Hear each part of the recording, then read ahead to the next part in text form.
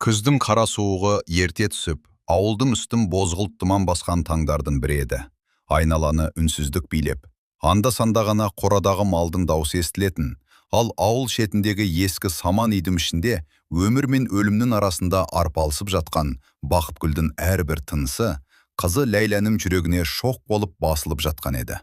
Өйткені 12 жасар қыз анасының күн сайын әлсіреп бара жатқанын көрген сайын, дүниедегі ең қымбат адамынан айырылып қалудан қорқып, кетін сайын ешкімге білдірмей, жастығын жасқа алып шығатын. Бақытгүл өмір бойы адал еңбек еткен, ешкімнің ала жібін аттамаған, ауылда кішіпейілдігімен, сабырлылығымен сыйлы болған жан еді. Бірақ тағдыр оған ауыр сырқат жіберіп, бар жиған тергені емге жұмсалғанымен, денсаулығы қайта қалпына келмеді. Дегенмен ол, өз басының қамынан бұрын, жалғыз қызының ертеңін ойлап, жүрегін мазалаған жалғыз уайымын ешкімге айта алмайтын. Ләйлә анасының жанына келіп, оның мұздай болып бара жатқан қолдарын қос алақанына қысып, көз жасын көрсетпеуге тырысып жымиды. Өйткені анасы қайғысын көрмесін деп, өзін мықты етіп көрсетуге бар күшін салатын. Бірақ оның кішкентай жүрегі анасыз өмірдің қандай болатынын елестетудің өзінен шошып тұрған еді. Бақытгүл қызының жүзінен сипап отырып, әлсіреген үнімен: «Қызым, өмір кейде адамды ең ауыр жолмен сынайды. Бірақ жүрегінде мейірімі бар адам ешқашан жеңілмейді. Саған біреу жамандық жасаса да, сен жақсылықтан айныма. Бір үзім наның болса да бөліс. Жетімнің көз жасын сүрткен адамды Алла ешқашан ұмытпайды. Ал өзім жетім қалсаң да, жүрегіңді қараңғылыққа берме», деді. Бұл сөздер Ләйләнің жүрегіне мәңгі өшпестей болып жазылып қалды. Сол түні аспанды қара бұлт торлап, жаңбыр сіркіреп тұрды. Дәл сол сәтте Бақытгүл соңғы рет қызына мейірімге толы жанарымен қарап, ернін әзер қимылдатып, «Алла сені панасын алсын» деген сөзді айтып үлгерді де, мәңгілік сапарға аттанды. Ләйлә анасының кеудесіне басын қойып ұзақ жылады. Бірақ анасы үн қатпады. Сол сәтте қыздың балалық шағы да бірге үзілгендей болды. Ауыл адамдары қаралы үйге жиналып, Бақтыбай ақсақал қабір басында тұрып, анадан айырылу дүниедегі ең ауыр қайғы, бірақ жетімнің несібесін Алла өзі береді, деп бата жасады. Ләйлә ештеңе түсінбей, анасының қабірінен көз алмай тұрды. Жанында тұрған Маржан үнсіз ғана оның қолынан ұстап, «Жылама, бәр жақсы болады» дегенімен, бұл сөздердің Ләйләнің жаралы жүрегіне жұбаныш болуға шамасы жетпеді. Арада бірнеше күн өткен соң, Ләйләні анасының алыс туысы Қалиман өз үйіне алып кетті. Ауыл адамдары сырттай жетімге қамқор болды деп ойлағанымен, Қалиманның көңілінде мейірімнен бұрын есеп жатқан еді. Ол Ләйләні өз қызы емес, үйдің бар тірлігін атқаратын жан ретінде көрді. Таң қараңғысынан тұрып су тасу, қора тазалау, отын жару, сиыр сау, нан жабу, бәрі кішкентай қыздың мойнына артылды. Ләйлә ешқашан қарсы сөз айтпайтын. Өйткені анасының «сабыр сақта қызым» деген аманаты құлағынан кетпейтін. Бір күні кешкісін үйдің сыртындағы ескі орындыққа отырып, аспанға ұзақ қарады. Жұлдыздар самсаған аспан оған анасының мейірімді жанарын еске салды. Кішкентай жүрегі тағы да езіліп, ол екі алақанын жайып, өмірінде алғаш рет жүрегінің түбінен шыққан шынайы дұғасын жасады. «Уа Алла, мен ешкімге жамандық тілемеймін, маған байлық та керек емес. Кек анам жатқан жерде жаны тыныш болсын. Маған сабыр бере көр, мені мейірімді адамдардан айырма. Ешқашан жүрегіндегі жақсылықты өшірме». Ол көз жасын сүртіп орнынан тұрғанда, ауыл мешітінен құптан намазының азаны естілді. Дәл сол сәтте мешіттен шығып келе жатқан имам Мұхтар алыстан Ләйләні байқап қалды. Қыздың жүзіндегі мұңды көрген имам үнсіз ғана: «Раббым, мына жетімнің дұғасын қабыл ет», деп іштей тілек тіледі. Ал дәл осы дұға Ләйләнің ғана емес, оның айналасындағы талай адамның тағдырын өзгертетін ұзақ жолдың бастамасы екенін ол кезде ешкім білген жоқ. Бақытгүлдің қарасы үзілгеніне 40 күнде толмай жатып, Ләйлә өмірдің мүлде басқа қырын көре бастады. Өйткені туған үйіндегі мейірімнің орнына енді салқын қабақ, жылы сөздің орнына зекіген дауыс, анасының аялы алақанының орнына ауыр жұмыс пен жалғыздық келді. Ал Қалиманның шаңырағы сырт көзге берекелі көрінгенімен, сол үйдің төрінен мейірімнің табы сезілмейтін, бәрі өз тірлігімен жүріп, кішкентай қыздың ішкі әлемінде күн сайын дауыл соғыл жатқанын ешкім аңғармайтын. Қалеман таң намазының уақыты енді кіргенде-ақ Ләйләні оятып жіберетін. Тұр қызым, үйдің тірлігі өзінен өзі бітпейді. Су әкел, тораны тазала, самауырды қой. Еріншек адамнан береке қашады, дейтін қатқыл үнмен. Ләйлә үнсіз ғана басын изейтін. Ол қарсыласуды білмейтін емес, бірақ анасының үлкенге дауыс көтерме деген тәрбиесі оған әр сөзін жұтып қоюды үйреткен еді. Қыз ауылдың шетіндегі құдықтан иығына шелек асып, су тасып келе жатқанда, аяғына жабыса соққан күзгі лайды да, бет қар бөктен суық желді де елемейтін. Өйткені оның жүрегіндегі мұң табиғаттың суығынан әлдеқайда ауыр болатын. Мектепке де көбіне кешігіп жететін. Сыныпқа кірген сайын үстіндегі ескілеу көйлегіне, әбден тозған аяқ киіміне қарап, күбірлескен балалардың сөздері жүрегіне қадалған тікен секілді бататын. Бірақ Ләйлә ешкімге өкпесін білдірмейтін. Ол сабағын жақсы оқуға тырысатын. Өйткені анасы көзі тірісінде. Қызым, адамның қолындағы байлығы жоғалуы мүмкін, бірақ басындағы білімі ешқашан жоғалмайды, деп жиі айтатын. Бір күні сабақтан кейін мұғалімі Ержан Ләйләні тоқтатты. Жас ұстаз ауылға жуырда ғана келген. Жүзі жылы, сөзі сабырлы азамат болатын. Ләйлә, соңғы кезде көңілің түсіңкі, бір қиындық бар ма? Деп жай ғана сұрады. Қыз аз үнсіз тұрды да, жоқ ағай, бәр жақсы, деді. Ержан оның көзінен бәрінің жақсы емес екенін түсінді. Кейбір мұңды сөзбен айту мүмкін емес. Оны тек жүрек қана сезеді. Сол күні кешке Ержан мектеп директорымен сөйлесіп, Ләйләға мектеп қорынан оқу құралдары мен жылы киім алып берудің жолын қарастыра бастады. Бірақ бұл жақсылықты қыз ұзақ уақыт бойы білмеді. Қалеман болса, Ләйләнің мектептен келе сала дем алуына мұрша бермейтін. Не қарап тұрсын? Пешке от жақ, үнелекте, кешке қонақ келеді, деп бұйрық бере жөнелетін. Маржан кейде Ләйләнің жүзіне аяушылықпен қарап, шаршадың ба? Мына бауырсақты жеп ал, деп ешкімге білдірмей қолына бір түйір нан ұстататын. Ләйлә әр жолы, рахмет әпке, деп күлімсірегенімен көзіндегі мұң жоғалмайтын. Өйткені аштықты бір үзім нан басқанымен, жетіндік деген сағынышты еш нәрсе баса алмайды. Күндердің күнінде Ләйлә мектептен қайтып келе жатып, ауыл шетіндегі үлкен талдың түбінде отырған Бақтыбай ақсақалды көрді. Қария алыстан-ақ қызды шақырып алды. Кел қарағым. Ләйлә сәлем беріп жанына отырды. Бақтыбай оның жүзіне ұзақ қарап отырды. Сағындың ба? Бұл сұрақты естігенде қыздың жанары бірден жасаурап кетті. Иә, анамды күнде сағынамын. Ақсақал ауыр күрсінді. Балам, адамның бұл дүниедегі ең үлкен байлығы ата-анасы. Бірақ Алла әркімнің өмір жолын өзі белгілейді. Сенің анаң бұл дүниеден кеткенімен, оның тәрбиесі сенің жүрегіңде қалды. Сол тәрбиеден айырылма. Адамның жүрегіндегі жарықты ешкім өшіре алмайды. Ләйлә үнсіз тыңдап отырды. Ол қарсыласуды білмейтін емес. Бірақ анасының үлкенге дауыс көтерме деген тәрбиесі оған әр сөзін жұтып қоюды үйреткен еді. Қыз ауылдың шетіндегі құдықтан иығына шелек асып су тасып келе жатқанда, аяғына жабыса соққан күзгі лайды да, бет қарып өткен суық желді де елемейтін. Өйткені оның жүрегіндегі мұң табиғаттың суығынан әлдеқайда ауыр болатын. Мектепте де көбіне кешігіп жететін. Сыныпқа кірген сайын үстіндегі ескілеу көйлегіне, әбден тозған аяқ киіміне қарап күбірлескен балалардың сөздері жүрегіне қадалған тікен секілді бататын. Бірақ Ләйлә ешкімге өкпесін білдірмейтін. Ол сабағын жақсы оқуға тырысатын. Өйткені анасы көзі тірісінде. Қызым, адамның қолындағы байлығы жоғалуы мүмкін, бірақ басындағы білімі ешқашан жоғалмайды, деп жиі айтатын. Бір күні сабақтан кейін мұғалімі Ержан Ләйләні тоқтатты. Жас ұстаз ауылға жуырда ғана келген. Жүзі жылы, сөзі сабырлы азамат болатын. Ләйлә, соңғы кезде көңілім түсіңкі, бір қиындық бар ма? Деп жай ғана сұрады. Қыз аз үнсіз тұрды да, жоқ ағай, бәр жақсы, деді. Ержан оның көзінен бәрінің жақсы емес екенін түсінді. Кейбір мұңды сөзбен айту мүмкін емес. Оны тек жүрек қана сезеді.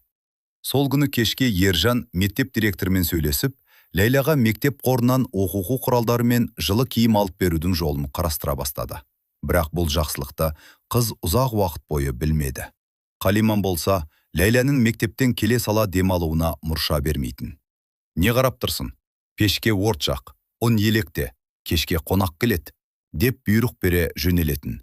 Маржан кейде Ләйләнің жүзіне аяушылықпен қарап, шаршадың ба? Мә, мұна бауырсақты жеп ал, деп ешкімге білдірмей, қолына бір түйір нан ұстататын. Ләйлә әр жолы, рахмет әпке, деп күлімсірегенімен, көзіндегі мұң жоғалмайтын. Өйткені, аштықты бір үзім нан басқанымен, жетімдік деген сағынышты еш нәрсе баса алмайды. Күндердің күнінде Ләйлә мектептен қайтып келе жатып, ауыл шетіндегі үлкен талдың түбінде отырған Бақтыбай ақсақалды көрді.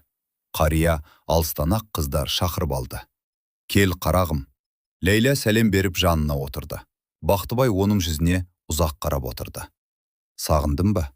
Бұл сұрақты естігенде қыздың жанары бірден жасаурап кетті. Иә, анамды күнде сағынамын. Ақсақал ауыр күрсінді. Балам, адамның бұл дүниедегі ең үлкен байлығы ата-анасы. Бірақ Алла әркімнің өмір жолын өзі белгілейді. Сенің анаң бұл дүниеден кеткенімен, оның тәрбиесі сенің жүрегіңде қалды. Сол тәрбиеден айырылма. Адамның жүрегіндегі жарықты ешкім өшіре алмайды. Ләйлә үнсіз тыңдап отырды. Бақтыбай қалтасынан кішкентай ғана тәспіш шығарып, мұны маған әкем берген еді, енді саған берем. Қиналғанда Алланы еске ал, жүрегің тынышталады, деді. Ләйлә тәспісті екі қолмен аялап алды. Бұл оған алтыннан да қымбат сый еді. Сол түні Қалиман тағы да ашулы болды. Бір табақ сүт абайсызда төгіліп кеткен үшін Ләйләні қатты ұрысты. Қолымнан дым келмейді, осынша тамақты рәсуа қылдың, деп зекиді. Ләйлә үнсіз ғана еденді сүртіп отырды. Көзінен жас тамып жатты. Ол қарсыласуды білмейтін емес. Бірақ анасының үлкенге дауыс көтерме деген тәрбиесі оған әр сөзін жұтып қоюды үйреткен еді. Қыз ауылдың шетіндегі құдықтан иығына шелек асып су тасып келе жатқанда, аяғына жабыса соққан күзгі лайды да, бет қарып өткен суық желді де елемейтін. Өйткені оның жүрегіндегі мұң табиғаттың суығынан әлдеқайда ауыр болатын. Мектепте де көбіне кешігіп жететін. Сыныпқа кірген сайын үстіндегі ескілеу көйлегіне, әбден тозған аяқ киіміне қарап күбірлескен балалардың сөздері жүрегіне қадалған тікен секілді бататын. Бірақ Ләйлә ешкімге өкпесін білдірмейтін. Ол сабағын жақсы оқуға тырысатын. Өйткені анасы көзі тірісінде. Қызым, адамның қолындағы байлығы жоғалуы мүмкін, бірақ басындағы білімі ешқашан жоғалмайды, деп жиі айтатын. Бір күні сабақтан кейін мұғалімі Ержан Ләйләні тоқтатты. Жас ұстаз ауылға жуырда ғана келген. Жүзі жылы, сөзі сабырлы азамат болатын. Ләйлә, соңғы кезде көңілім түсіңкі, бір қиындық бар ма? Деп жай ғана сұрады. Қыз аз үнсіз тұрды да, жоқ ағай, бәр жақсы, деді. Ержан оның көзінен бәрінің жақсы емес екенін түсінді. Кейбір мұңды сөзбен айту мүмкін емес. Оны тек жүрек қана сезеді. Сол күні кешке Ержан мектеп директорымен сөйлесіп, Ләйләға мектеп қорынан оқу құралдары мен жылы киім алып берудің жолын қарастыра бастады. Бірақ бұл жақсылықты қыз ұзақ уақыт бойы білмеді. Қалиман болса, Ләйләнің мектептен келе сала демалуына мұрша бермейтін. Не қарап тұрсын? Пешке орт жақ, ұн електе, кешке қонақ келет, деп бұйрық бере жөнелетін. Маржан кейде Ләйләнің жүзіне аяушылықпен қарап, шаршадың ба? Мә, мұна бауырсақты жеп ал, деп ешкімге білдірмей, қолына бір түйір нан ұстататын. Ләйлә әр жолы, рахмет әпке, деп күлімсірегенімен, көзіндегі мұң жоғалмайтын. Өйткені, аштықты бір үзім нан басқанымен, жетімдік деген сағынышты еш нәрсе баса алмайды. Күндердің күнінде Ләйлә мектептен қайтып келе жатып, ауыл шетіндегі үлкен талдың түбінде отырған Бақтыбай ақсақалды көрді. Қария алыстан-ақ қыздар шақырып алды. Кел қарағым. Ләйлә сәлем беріп жанына отырды. Бақтыбай оның жүзіне ұзақ қарап отырды. Сағындың ба? Бұл сұрақты естігенде қыздың жанары бірден жасаурап кетті. Иә, анамды күнде сағынамын. Ақсақал ауыр күрсінді. Балам, адамның бұл дүниедегі ең үлкен байлығы ата-анасы. Бірақ Алла әркімнің өмір жолын өзі белгілейді. Сенің анаң бұл дүниеден кеткенімен, оның тәрбиесі сенің жүрегіңде қалды. Сол тәрбиеден айырылма. Адамның жүрегіндегі жарықта ешкім өшіре алмайды. Лейла үнсіз тыңдап отырды. Бақтыбай қалтасынан кішкентай ғана тәспіш шығарып, мұны маған әкем берген еді. Енді саған берем. Қиналғанда Алланы еске ал, жүрегің тынышталады, деді. Лейла тәспісті екі қолмен аялап алды. Бұл оған алтыннан да қымбат сый еді. Сол түні Қалиман тағы да ашулы болды. Бір табақ сүт абайсызда төгіліп кеткені үшін Лейляны қатты ұрысты. Қолымнан дым келмейді, осынша тамақты рәсуа қылдың, деп зекиді. Лейла үнсіз ғана еденді сүртіп отырды. Көзінен жас тамып жатты. Таңғы салқын самал ауыл үстін баяу аралап, күннің алғашқы шапағы қырдың ар жағынан сығалай бастағанда, Лейла әдеттегідей бәрінен бұрын оянып, аула сыпырып, қорадағы малдың жем шөбін дайындап, құдықтан су тасып үлгерді. Өйткені ол бұл үйде өзіне ешқандай жеңілдік болмайтынын әлде қашан түсінген еді. Бірақ сонда да жүрегіндегі мейірімді жоғалтпай, әр күнді, бәлкім бүгін жақсы жаңалық болар деген үмітпен қарсы алатын. Сол күні мектепте балалар ана туралы шығарма жазатын болды. Мұғалім Ержан тақтаға үлкен әріптермен «Ана, өмірдің шуағы» деп жазып қойып, бәріне қағаз таратты. Балалар қаламдарын қағазға жүгіртіп, бірінен соң бірі жаза бастады. Кек Лейла ғана ұзақ уақыт бойы ақ параққа үнсіз қарап отырды. Оның көз алдына анасының күлімдеген жүзі, жылы құшағы, кешкі ертегілері, қызым деп маңдайынан иіскеген сәттері келе берді. Кенет қағаздың үстіне бір тамшы жас тамды. Таңғы салқын самал ауыл үстін баяу аралап, күннің алғашқы шапағы қырдың ар жағынан сығалай бастағанда, Лейла әдеттегідей бәрінен бұрын оянып, аула сыпырып, қорадағы малдың жем шөбін дайындап, құдықтан су тасып үлгерді. Өйткені ол бұл үйде өзіне ешқандай жеңілдік болмайтынын әлде қашан түсінген еді. Бірақ сонда да жүрегіндегі мейірімді жоғалтпай, әр күнді, бәлкім бүгін жақсы жаңалық болар деген үмітпен қарсы алатын. Сол күні мектепте балалар ана туралы шығарма жазатын болды. Мұғалім Ержан тақтаға үлкен әріптермен «Ана, өмірдің шуағы» деп жазып қойып, бәріне қағаз таратты. Балалар қаламдарын қағазға жүгіртіп, бірінен соң бірі жаза бастады. Тек Лейла ғана ұзақ уақыт бойы ақ параққа үнсіз қарап отырды. Оның көз алдына анасының күлімдеген жүзі, жылы құшағы, кешкі ертегілері, қызым деп маңдайынан иіскеген сәттері келе берді. Кенет қағаздың үстіне бір тамшы жас тамды. Артынша тағы бірі. Сөйтіп Лейла көз жасын сүртіп үлгерместен жаза бастады. Ол анасы туралы емес, анасының жүрегі туралы жазды. Менің анам бай болған жоқ, бірақ мені ешқашан жоқшылықта жүргендей сезіндірмеді. Ол өзі аш қалса да, маған соңғы үзім нанын беретін. Өзінің үстіне жама көйлек алмаса да, маған мерекеде жама көйлек кигізетін. Менің анамның байлығы мейірімі еді. Сынып іші тым тырыс болып қалды. Ержан шығармаларды жинап алып, кешке үйінде оқып шыққанда, Лейляның дәптеріне келгенде көзіне жас келді. Ол бірнеше минут бойы үнсіз отырды. Мұндай сөздерді бала ойдан жаза алмайды. Мұны тек жүрегі жараланған адам ғана жаза алады, деп ойлады ішінен. Келесі күні ауданнан өтетін «Менің отбасым» атты шығармалар байқауына дәл осы Лейляның жұмысын жіберді. Бірақ бұл туралы қызға ештеңе айтпады. Арада бір апта өткенде күтпеген жаңалық келді. Лейла бірінші орын алды. Жүлдеге кітаптар, мектеп формасы және шағын ақшалай сыйлық берілетін болды. Ержан бұл хабарды естігенде ерекше қуанды. Ал Лейла қуаныштан бұрын абдырап қалды. Өйткені өмірінде алғаш рет бір еңбегі бағаланған еді. Марапаттау рәсімінен кейін ауыл адамдары «Бақытгүлдің қызы ақылды екен, анасының тәрбиесі зая кетпепті» деп жылы сөздер айта бастады. Бірақ бұл сөздер Қалиманға ұнамады.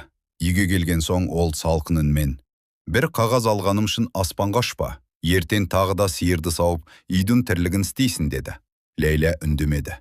Қолындағы дипломына қарап тұрды да, оны анасының суреті сақталған ескі сандықтың ішіне жайлап қойды. «Анашым, бұл марапат сіздікі. Мен тек сіз үйреткен сөздерді жаздым», деп сыбырлады. Осы сәтте есікті Маржан ақырын қақты. Ол қолына кішкентай ғана ақ орамал ұстап келітті. «Бұл орамал сенің анаңдікі еді. Кезінде маған аманаттап берген. Қызым ержеткенде өзіне табыстарсың деген болатын» деді.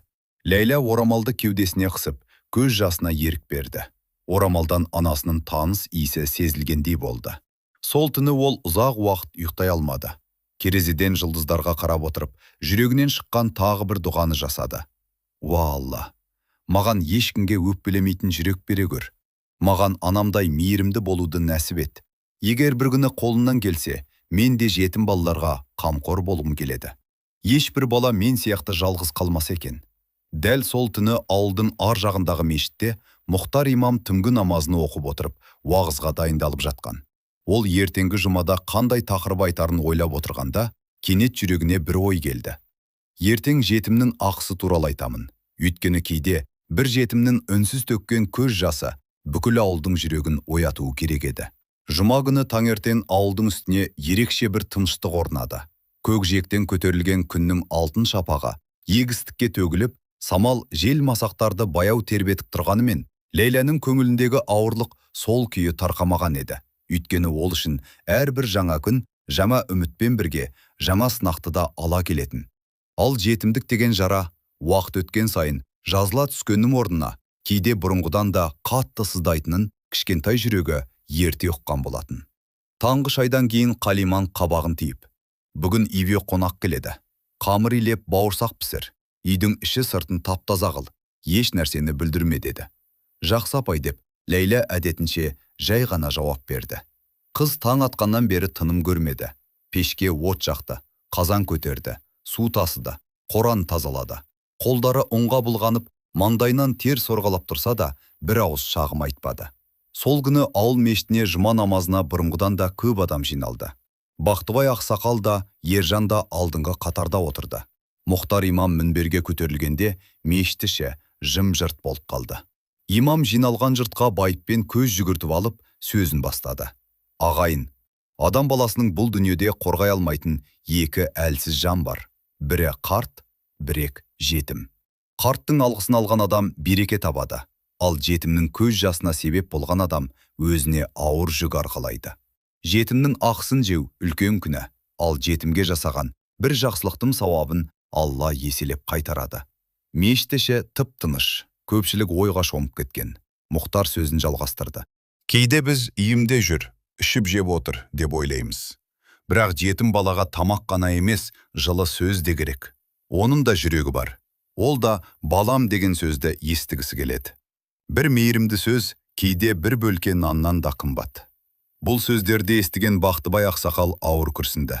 Ал Ержанның көз алдына Ләйләнің мектепте үнсіз отырған бейнесі келді. Намаз аяқталған соң ауыл адамдары тарай бастады. Бақтыбай ақсақал Мұхтардың жанына келіп, бүгінгі уағыз жүлікке жетті қарағым. Бірақ кейде сөзден бұрын іс керек деді. Солай ата, мен де соны ойлап жүрмін деп жауап берді Мұхтар. Екеуі үнсіз ғана ауыл көшесімен жүріп келе жатқанда, алыстан ауыр шелектерін көтеріп келе жатқан Ләйләні көрді.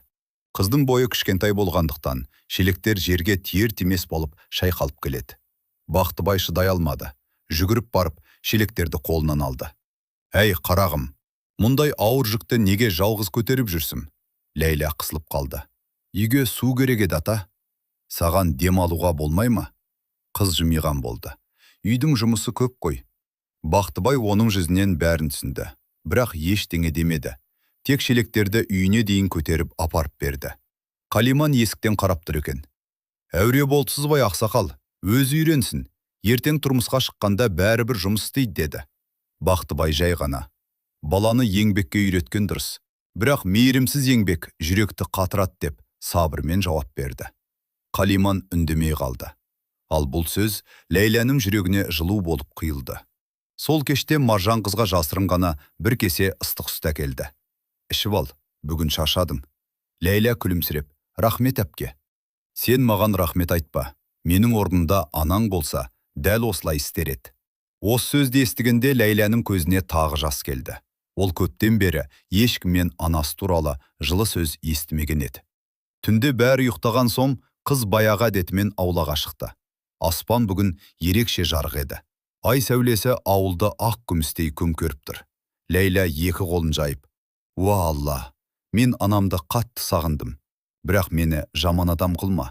Қанша қиындық көрсем де, жүрегімдегі мейірімді алып қойма.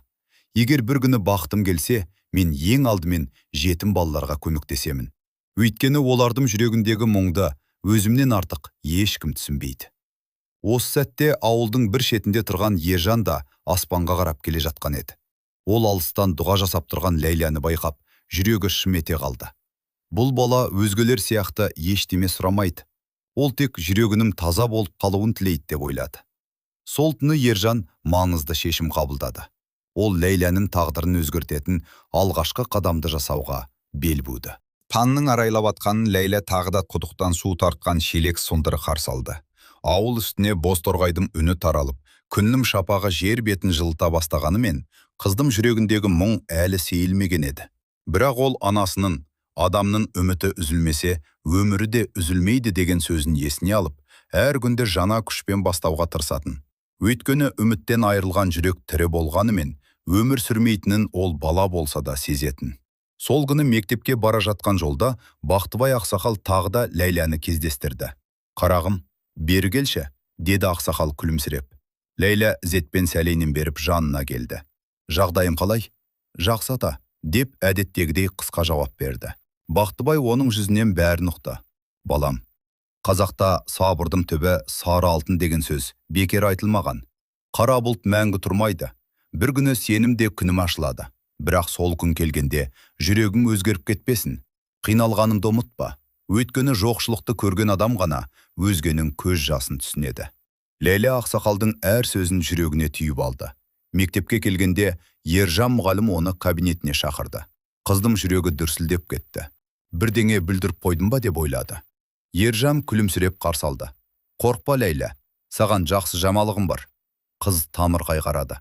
«Аудандық білім бөлімі сенім шығармаңды өте жоғары бағалады. Саған арнайы шәкіртақы тағайындады». Ләйлә сенер-сенбесін білмеді. «Маған ба?» «Иә, саған.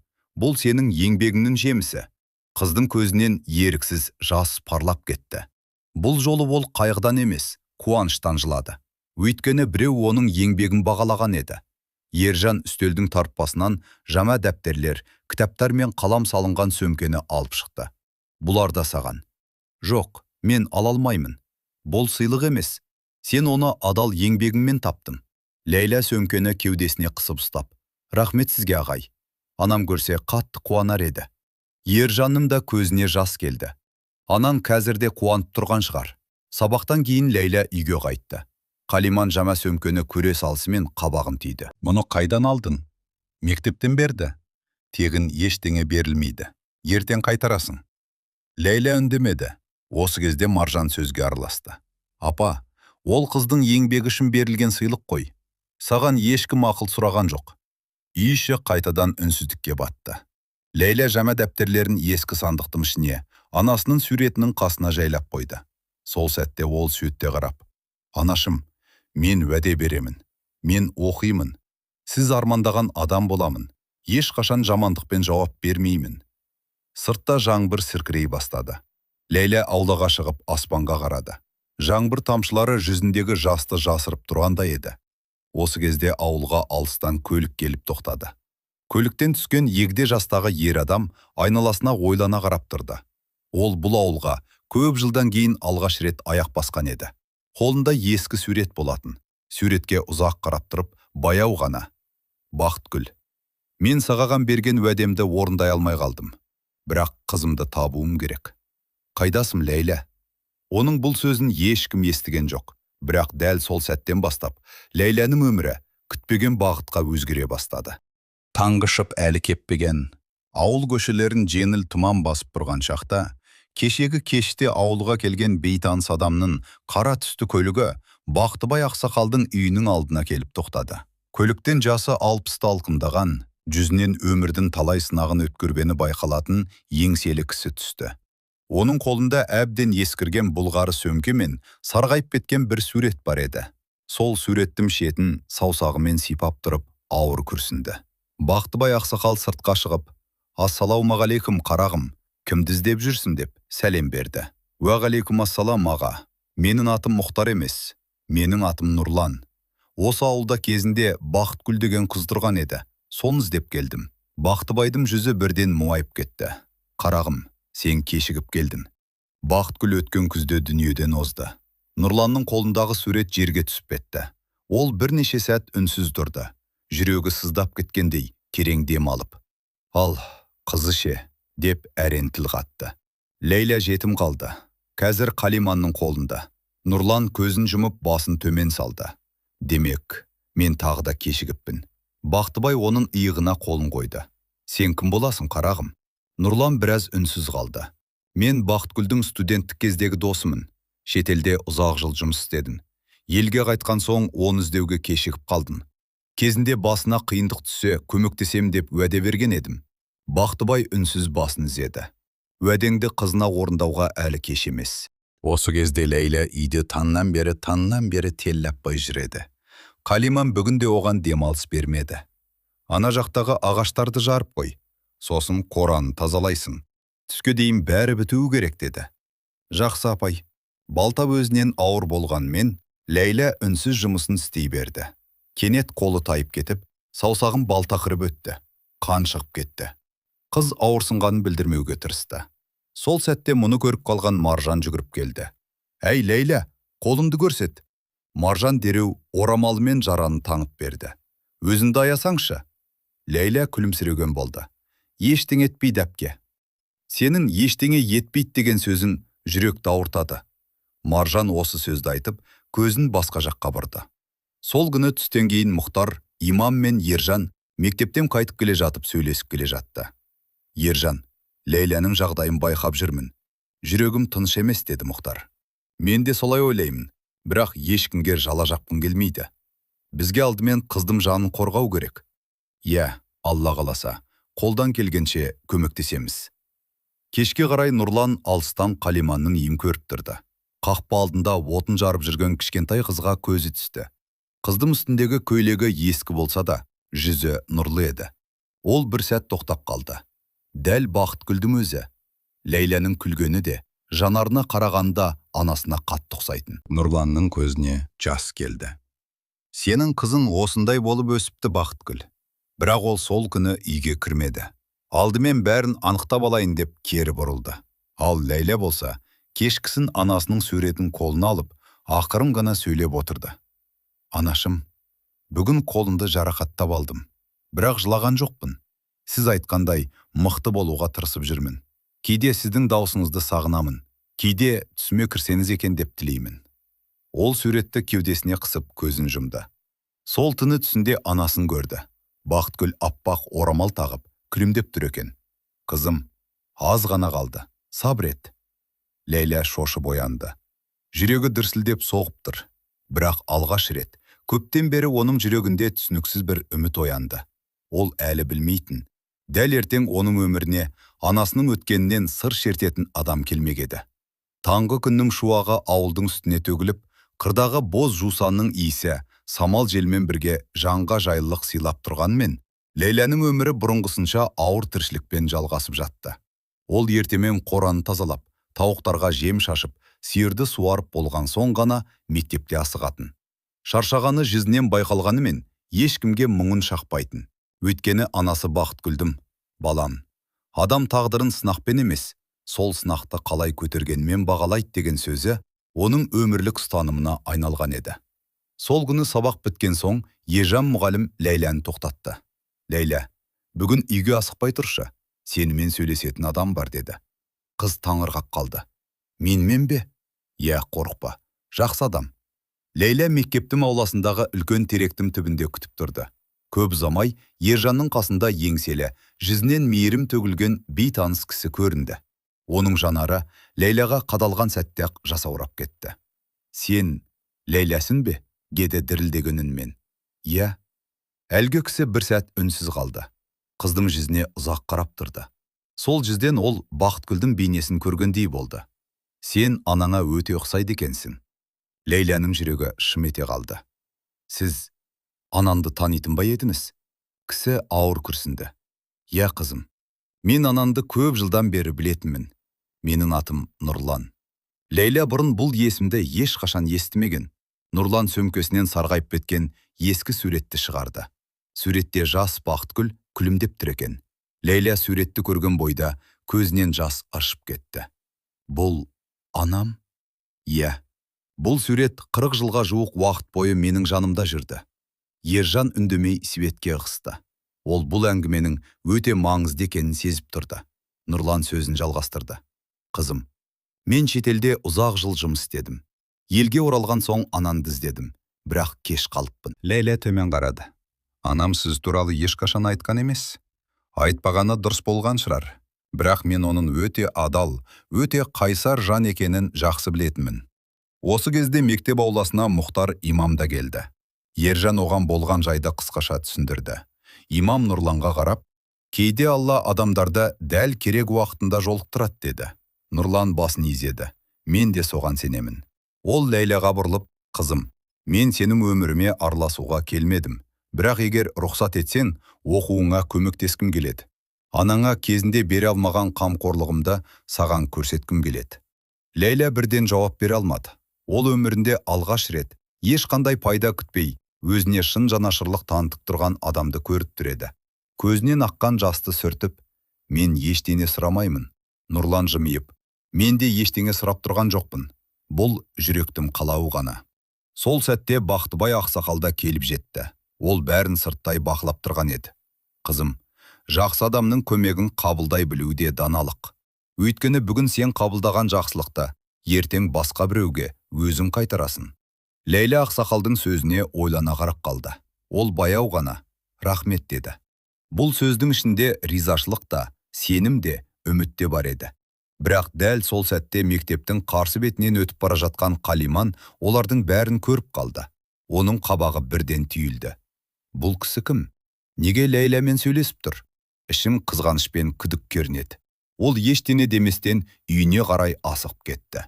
Ал бұл кездесу алдағы күндері бүкіл ауылды дүр сілкіндіретін шындықтың бастамасы болатынын әзірге ешкім білмейтін еді. Ауылдың үстіне күздің салқын кеші баяу түсіп, күн қызыл шапағын көкжиекке қалдырып батып бара жатты. Көшеде мал қайырып жүрген балалардың күлкісі естілгенімен, Қалиманның иінім іші бұрынғыдан да салқын еді. Ләйлә әдеттегідей үнсіз ғана кешкі тірлікті аяқтап жүрді. Бірақ оның көңілінде күндізгі кездесудің әсері әлі басылар емес. Нұрланның анасын сағынышпен еске алған жанарымен айтқан әрбір сөзі қыздың жүрегіне жылу сыйлаған болатын. Қалиман дастархан басына жайғасқан бойда қабағын түйіп, бүгін мектептің алдында сөйлесіп тұрған адам кім еді деді. Ләйлә сасып қалды. Апай, ол кісі анамды таниды екен. Саған енді бөтен адамдар жетпей қалып па? Ертеңнен бастап сабақтан кейін бірден үйге келесің. Ешкіммен сөйлеспейсің. Жақсы. Қыз тағы да үнсіз қалды. Маржан бұл көріністі көріп отырып шыдай алмады. Апа, ол кісі жаман адамға ұқсамайды ғой.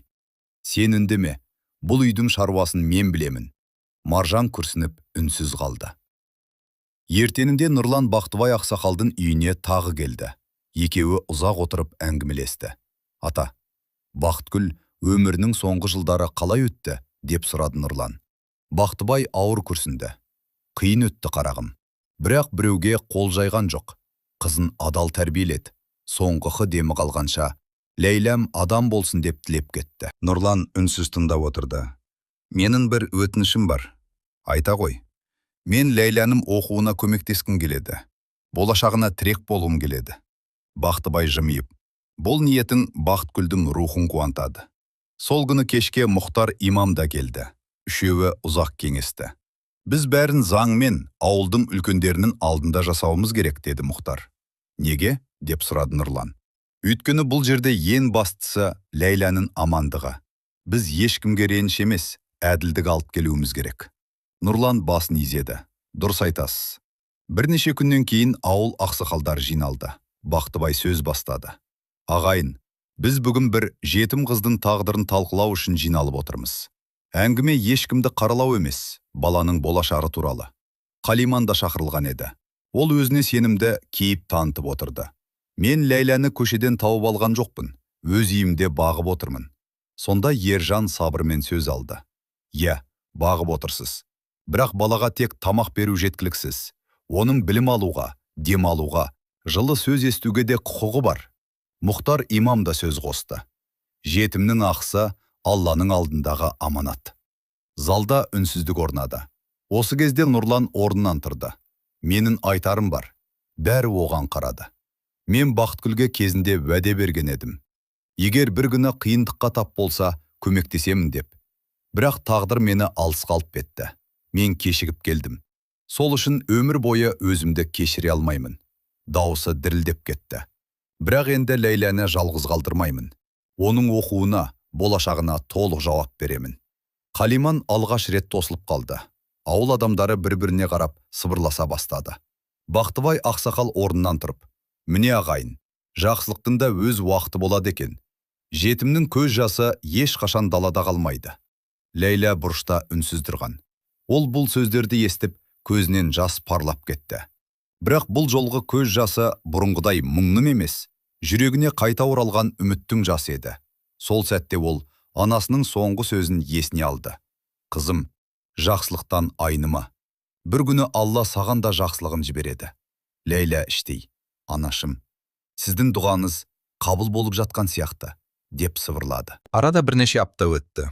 Күздің сұр бұлттары біртіндеп сейіліп, ауылдың айналасын алтын түске бояған күндердің бірі еді. Ләйлә бұрынғыдай таң қараңғысынан тұрып үйдің жұмысын істейтін. Бірақ оның жанарында бұрын байқалмайтын бір сәуле пайда болған. Ол сәуле үміттің сәулесі еді. Өйткені адамға бір ғана жылы сөз айтылса, жүрегі қайта тірілетінін ол енді сезіне бастаған болатын. Нұрлан уәдесінде тұрды. Ол мектепке келіп, директор мен Ержан мұғалімге: «Ләйләнің оқуына қажетті барлық шығынды мен көтеремін. Бірақ бір өтінішім бар. Бұл қыз өзін ешкіммен кем сезінбесін», деді. Ержан ризашылықпен қолын қысты. «Сіз тек қаржылай емес, рухани демеу болып жатырсыз». Нұрлан күлімсіреді. «Мен кешіккен жақсылығымды енді уақытпен жарысып қайтарғым келеді». Келесі күні ауданнан тағы да қуанышты хабар келді. Ләйлә республикалық шығармашылық байқауға жолдама алыпты. Бұл жолы оның «Ана жүрегі» атты шығармасы үздіктердің қатарына енген еді. Мектепте шағын жиын өтті. Директор мінберге шығып: «Балалар, қиындық адамның жолын емес, мінезін шымдайды. Соның дәлелі біздің Ләйлә», деді. Бүкіл зал қол шапалақтады. Ләйлә сахнаға көтерілгенде қолдары дірілдеп тұрды. Ол микрофонға жақындап: «Бұл марапат менің анама арналады. Ол маған ешқашан өтірік айтпауды, ешкімге жамандық жасамауды үйретті. Егер менің қолымнан бір нәрсе келсе, соның бәрі анамның тәрбиесінің арқасы», деді. Залда отырғандардың көбінің көзіне жас келді. Ержан да, Мұхтар да, Бақтыбай да үнсіз ғана бас изеп отырды. Сол кеште Ләйлә ауыл шетіндегі анасының қабіріне барды. Қолында бір шоқ ақ дала гүлі бар. Қабірдің жанына тізерлеп отырып, жай ғана сөйледі: «Анашым, мен бүгін жеңдім. Бірақ бұл жеңіс менікі емес, сіздікі. Сіз маған ешқашан адамға жамандық жасамауды үйреттіңіз. Кейде қатты шашадым, кейде сізді іздеп жыладым. Бірақ сөзімізден айнымадым». Ол көз жасын сүртіп, Құраннан өзі жаттаған қысқа сүрелерді оқыды. Сәлден соң қасына Мұхтар имам келді. «Қызым, анаңның рухына жасаған ең үлкен сыйлығың сенің жақсы адам болып өскенім». Ләйлә үнсіз жылады. «Мен әлде анамды сағынамын». Сағыныш ешқашан жоғалмайды. Бірақ ол уақыт өте келе адамға күш береді. Сол күннен кейін Қалиман да өзгере бастады. Бір күні Ләйлә мектептен келгенде, Қалиман есік алдында күтіп отыр екен. Дауысы бұрынғыдай қатал емес: «Ләйлә, бері келші». Қыз абайлап жақындады. Қалиман төмен қарап отырып: «Мен саған көп ауыр сөз айттым, көп жұмыс істеттім. Сенен кешірім сұрауға батылым жетпей жүр». Ләйлә үнсіз тыңдап тұрды. «Мені кешіре аласың ба?» Қыздың жүрегінде ешқандай өшпенділік қалмаған еді. Ол жай ғана: «Апай, анам маған ренішті жүректе сақтамауды үйреткен». Қалиман көзіне жас алды. «Сен менен әлдеқайда үлкен жүректе екенсің». Маржан сырттан қарап тұрып үнсіз жылады. Өйткені ол дәл осы күнді көптен күткен еді. Сол түні Ләйлә тағықта аулаға шықты. Бірақ бұл жолы оның дұғасы өзгеше болды. «Уа Алла, бұрын мен тек өзім үшін дұға ететінмін. Енді барлық жетім балалардың жүрегіне мейірім бере көр. Ешбір бала өзін жалғыз сезінбесін. Анам жатқан жері жарық болсын».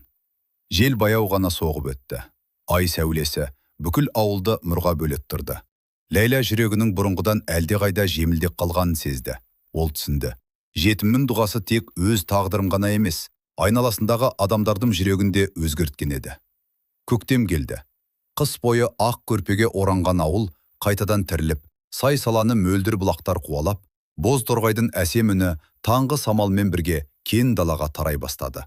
Табиғаттың жаңарған секілді, Ләйләнің де өмірі жаңа арнаға бұрылған еді. Бірақ ол ешқашан басынан өткен қиындықтарды ұмытпады. Өйткені адамды адам етіп қалыптастыратын қуанышы емес, сабырмен көтерген сынағы екен, ол өз өмірінен түсінді. Нұрлан уәдесінде тұрып, Ләйләнің оқуына толық қолдау көрсетті.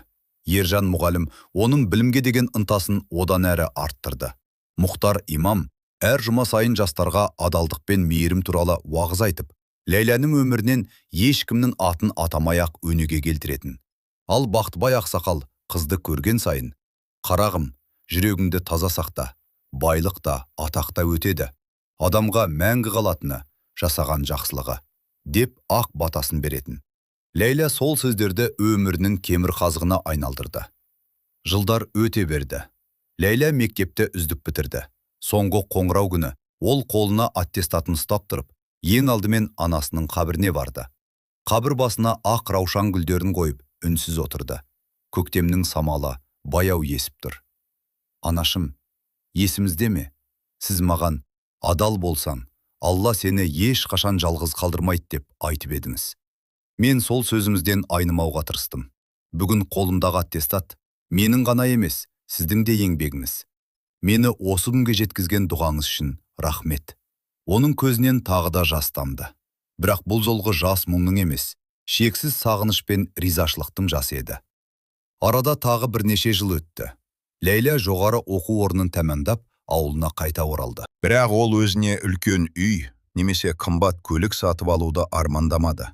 Оның жүрегінде бір ғана арман бар еді. Ешбір жетім бала өзін жалғыз сезінбес екен. Сол арманмен ауылдан шағым қайырымдылық орталығын ашты. Орталыққа келген балаларға сабақ оқытылды, кітап берілді, ыстық тамақ ұсынылды. Ең бастысы, оларды ешкім жетім деп бөлмейтін. Ләйлә әр баланың басынан сипап, «Сен жалғыз емессің» бейтін. Балалар оның құшағынан анасының мейірімін тапқандай болатын. Бір күні орталыққа жасы 7-8 шамасындағы кішкентай қыз келді. Көзі мұңды, үсті жыбыны. Ләйлә қыздың жанына отырып, «Атың кім, құлыным?» деп сұрады. «Айым, неге жылап тұрсың?» Қыз төмен қарап, «Менің анам жоқ». Осы сөзді естігенде Ләйләнің жүрегі шым ете қалды. Өйткені бұл сөзді кезінде өзде айтқан еді. Ол кішкентай қызды бауырына қысып, «Жылама жаным, сен енді жалғыз емессің». Қыз алғаш рет күлімсіреді. Сол күлімсіреу Ләйлә үшін барлық марапаттан қымбат еді. Күздің бір күні ауыл ақсақалдары мен тұрғындары қайырымдылық орталығына жиналды. Мұхтар имам сөз сөйледі. Бір кезде осы ауылда кішкентай ғана жетім қыз бар еді. Ол ешкімге жамандық тілемеді. Қиындық көрсе де мейірімнен айнымады. Бүгін сол қыздың жақсылығы жүздеген балаға шапағатын тигізіп отыр. Міне, шынайы байлық деген осы. Бақтыбай ақсақал ақ таяғына сүйеніп орнынан тұрды. Жасы ұлғайып қалғанымен дауысы анық шықты. Мен осы қыздың кішкентай күннен бастап жасаған дұғасын көрдім. Бір күні ол, «Уа Алла, мені жақсы адам қыла көр» деп тілеген еді. Алла оның бай болуын емес, жүрегінің бай болуын нәсіп етті. Ең үлкен бақыт осы. Жиналған жұрт ду қол шапалақтады. Қалиман да сол жерде тіреді. Ол жұрттың көзінше Ләйләнің алдына келді. «Қызым, менің саған жасаған қателігімді өмір бойы ұмытпаймын. Бірақ сен маған ренжімедің. Сол үшін рахмет». Ләйлә оның қолын ұстап, «Апай, өткенге өкпе сақтасақ, болашаққа орын қалмайды. Мен сізді баяғыда кешіргенмін». Қалиман көз жасын тыя алмады. Сол кеште Ләйлә тағы да анасының қабіріне келді. Аспандан жұлдыздар жымыңдап тұр. Ол екі алақанын жайып, «Уа Алла, маған бала күнімде сұрағанымнан да артық нәрсе бердің. Байлық емес, мейірімді адамдарды жолықтырдым. Жалғыздық емес, үміт сыйладың. Анамның аманатын орындауға күш бердің. Осы нығметтерім үшін саған сансыз мақтау болсын». Самал жел баяу ғана есіп өтті. Ләйләға анасының баяғы таныс дауысы естілгендей болды. «Қызым, мен сенімен мақтанамын». Ол көкке қарап күлімсіреді. Көзінен бір тамшы жас ақты. Бірақ бұл жолы ол көз жасы қайғының емес, жүрекке орнаған тыныштықтың белгісі еді. Сол күннен бастап ауыл адамдары бір сөзді жиі айтатын болды. Жетімнің көз жасынан сақтаныңдар, ал жетімнің ақ батасын алуға асығыңдар. Өйткені адамның ең шынайы дұғасы жүрегі жараланған кезде айтылған дұға. Ал шынайы дұға ешқашан жерде қалмайды.